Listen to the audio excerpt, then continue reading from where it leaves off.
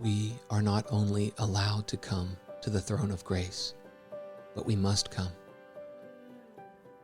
or perish and bring the guilt of our own soul's blood upon our heads by refusing. We not only may come and try, but we may come and must come boldly and confidently, expecting to speed in our coming.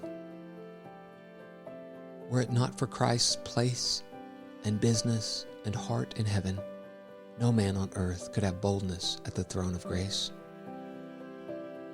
Robert Trill.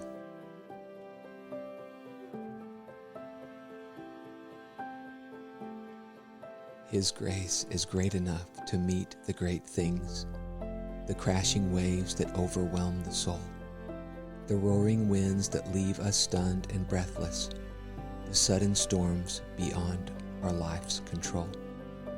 His grace is great enough to meet the small things, the little pinprick troubles that annoy, the insect worries buzzing and persistent, the squeaking wheels that grate upon our joy.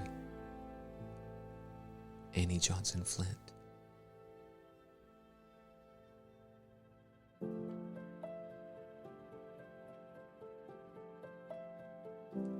Lord, help me to no longer err by seeking to clothe myself by my own merits, for I see now that my righteousness is only filthy rags, and I am heartily glad to be rid of them.